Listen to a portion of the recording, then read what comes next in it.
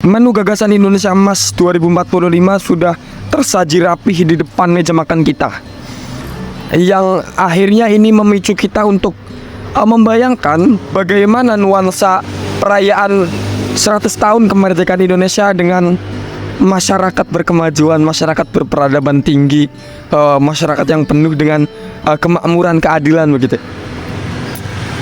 Ya, menarik membayangkannya, tetapi gagasan ini tentunya mengandung segudang pertanyaan yang harus dijawab. Yang salah satunya adalah sudah sejauh mana upaya kita untuk mewujudkan gagasan tersebut. Akhirnya kita juga terangsang untuk meninjau kembali sejarah. Kira-kira tanda apa yang biasanya ada ketika suatu bangsa atau kelompok masyarakat akan menemui titik keemasannya begitu. Coba kita cek Yunani ya, Yunani.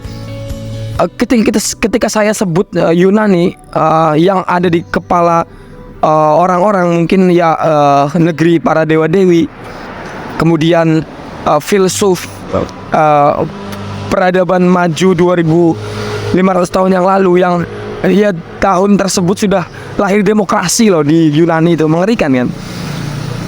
Kenapa mereka bisa mencapai prestasi itu? Ya yang saya tahu karena filsafat. Kemudian waktu silih berganti, akhirnya Yunani juga menemui kerapuhannya. Kemudian tongkat estafet kepemimpinan peradaban dunia beralih ke tangan Muslim gitu. Nah, kenapa pada akhirnya orang-orang Islam memimpin peradaban dunia kala itu mencapai kemajuan yang sangat-sangat tinggi? Ya yang saya tahu karena terjadi penerjemahan besar-besaran buku-buku filsafat Yunani ke dalam bahasa Arab. Kemudian mereka mempelajarinya. Ya, lagi-lagi filsafat. Kemudian Islam juga setelah beratus-ratus tahun memimpin peradaban dunia runtuh juga toh. Apa yang menandai runtuhnya Islam? Yang saya tahu, setelah filsafat mulai tidak dipelajari, filsafat bahkan dianggap remeh gitu oleh orang-orang Islam. Akhirnya setelah itu tidak lama kemudian ya Islam meruntuh kejayaannya.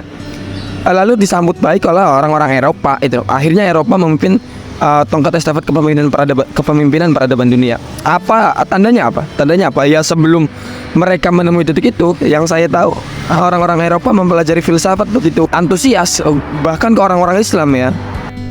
Ya mungkin pada akhirnya kita bisa simpulkan bahwa salah satu instrumen yang mendorong suatu bangsa atau kelompok masyarakat menemui titik keemasannya ya adalah filsafat. Coba teman-teman cek di barat, di dunia barat, filsafat itu sudah diajarkan dari dini, dari SMP, dari SD, bahkan TK kabarnya begitu. Ya kita nggak boleh ketinggalan dengan hal tersebut gitu. Coba kita pikirkan kembali, apakah memang selayaknya demikian? Apakah kita harus menempuh jalur filsafat untuk mencapai titik keemasan itu?